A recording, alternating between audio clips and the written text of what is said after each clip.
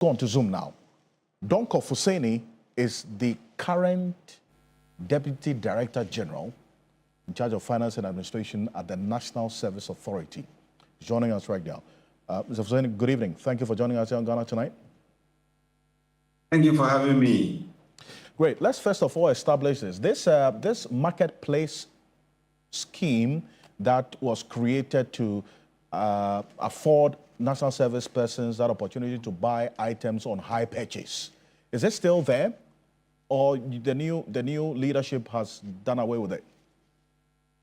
Okay, so I can authoritatively tell you that with the new system in place, most of those things existed in the previous central management system portal.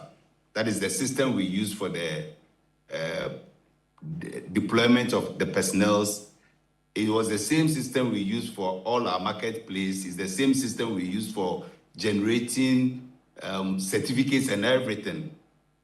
And that particular system, after the forensic audit has been discarded, a new system has just been created. That is the current system being used for the registration now. So this particular system doesn't have that marketplace yet. And if even it will have, it will be a different form. It may not follow the same criteria that it used to follow. I see. So if you say it doesn't have it yet, is it the case that it should necessarily include a function like this? No, it is actually supposed to be a creation through the association, the mother association of the National Service Personnel, that is the NASPA. Right. They are actually the ones that create that particular marketplace to be a common place that they were supposed to handle.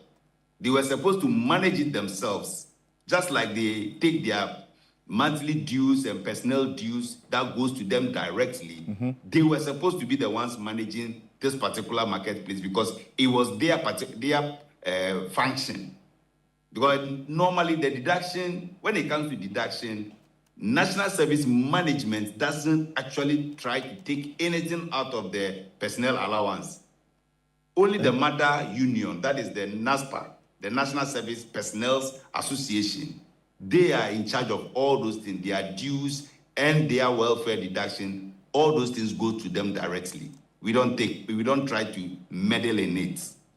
I see. I asked this question because then what you're saying is very different from what has then been, or what is the subject of investigation now and prosecution. That was a clear case of abuse because national management of National Service Authority cannot take money out of the National Service Personnel's allowance unless the personnel themselves, through their mother union, the NASPA association, decide that, we want to enter into this particular purchase, high purchase, or we want to enter into this particular transaction. So we need the management to actually guarantee for us. That is the only way we can instruct maybe the controller the controller general to make the deduction because the mother union has agreed to this. But National Service Authority does not have the mandate or the authority to take any money, not even a peso, out of the service personnel's allowance without their consent. I see. So do you have vendors, as we speak, vendors in the form of what existed that are providing a service of this nature, which is now a subject of investigation?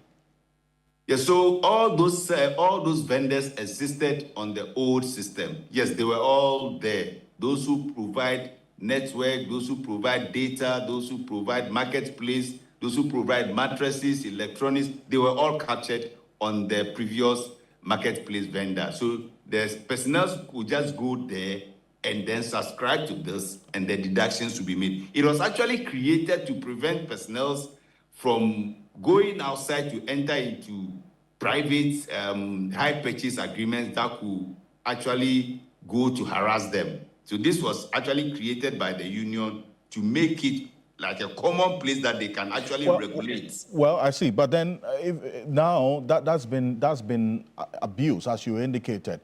It's been fraught. It's been fraught with the corruption, as has been alleged by the Attorney General. Management had no business meddling in this at all. So are you saying that has been done away with, and all the vendors have been laid off, or you've discontinued your engagement with all these vendors? You're going to have to do a new engagement with different set of vendors, or what? So if you go to our new system, central management system portal now, you will see that marketplace does not exist now. Right. It is not there currently. What we are currently doing there is mainly getting the students to register, getting the student after registration, we'll get them to be deployed to all their bases. That is what we are focusing on now. Until NASPA comes to us and says, listen, this is what we want to be able to assist, because it's kind of it's like a welfare scheme for them, because their money is not in so much that they can use to purchase some of the electronic items and some of the mattresses and things that they need at a go. They use this particular means to actually get some of the things, but that is solely reserved for their control and their usage. I see. And then is this function that is not on the system now? In fact, I've just checked. You're right. This marketplace thing is not there.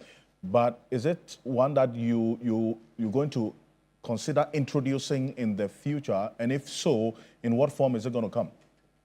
That is why I'm explaining to you that myself, my Director General, and my Deputy Director General Operations, we don't have the mandate to create anything for them.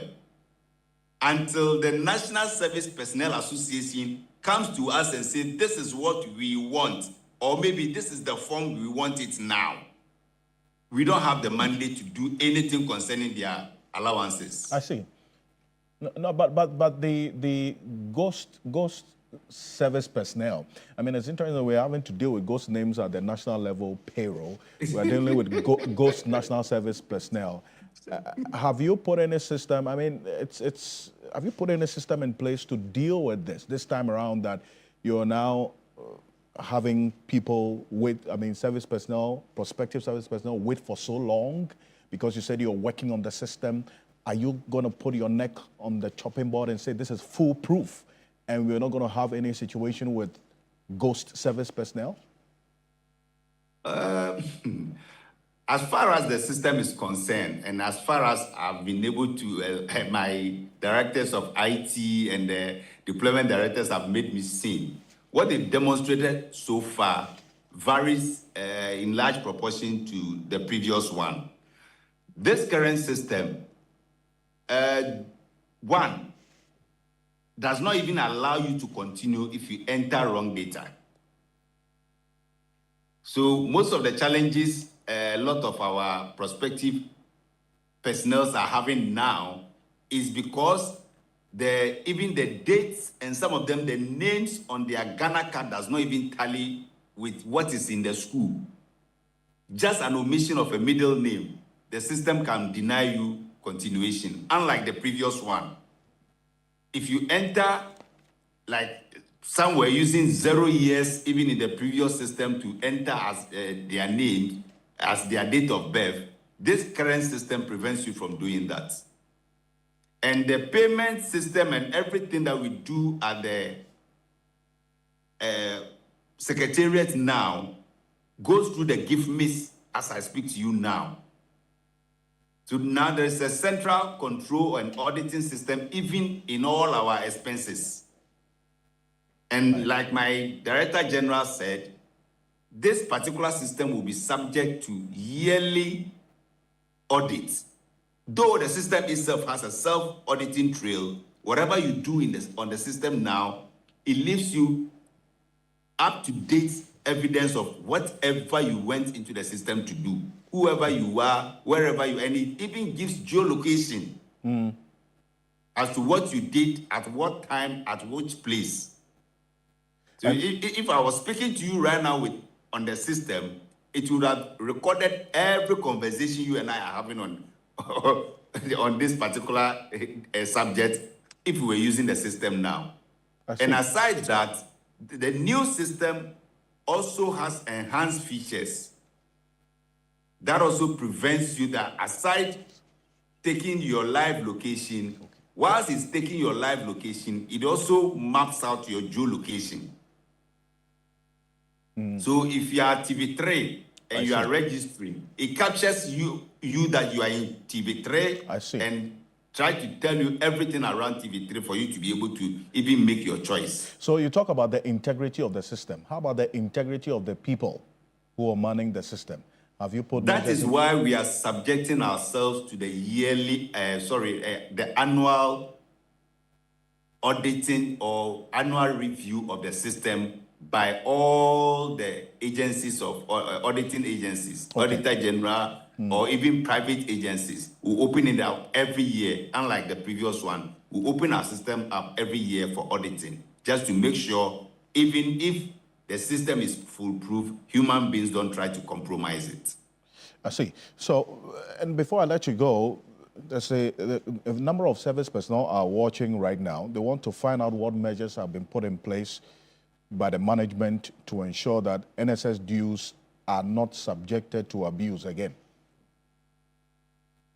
Oh, even today, most of the challenges we're having with the, like I described earlier on with our system, they would have to go to Ghana Publishing, go to pay 1,200 to do the gazetting and the affidavit. It will take them like almost 3 weeks before they get it. Management, through our Director General, was able to plead with publishing. Ghana Publishers brought them to our headquarters. We brought the commissioners of oath there. Everything was done for them, even at a reduced rate of 700 cedis. And with that, they can even get their names gazetted within 7 days. Even tomorrow, we are also bringing the NIA there to be able to reconcile all the details that they've been able to get so that things can move faster for them. But like I said, the law prohibits National Service Management from laying a finger on the National Service personnel's allowance. Once it comes and we push it to them, we don't have any hand in how they use it. But if their mother union, the NASPA, rise and say, this is what we as a body wants to be taken from our money for, that one, we allow them to do it. Once they accept their executives to do that, and even that, not even a PESWA is supposed to come into our account. I see.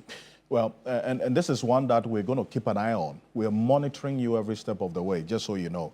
But I thank you. I thank you. I also plead with you to help us continue the advocacy that at least we may, the finance minister may hear our cry and maybe smile on us and increase the allowance for our brothers and sisters as well. That is something the management has been pushing for. We've been to Fair Wages and Salaries Commission, and we are praying and hoping that there will be good tidings for us come this November. It's something we support as well. Thank you. We have some national service persons in here, so thank you. Thank you for talking to us. Donkor Fuseini is Deputy Director General, Finance and Administration at the National Service Authority there.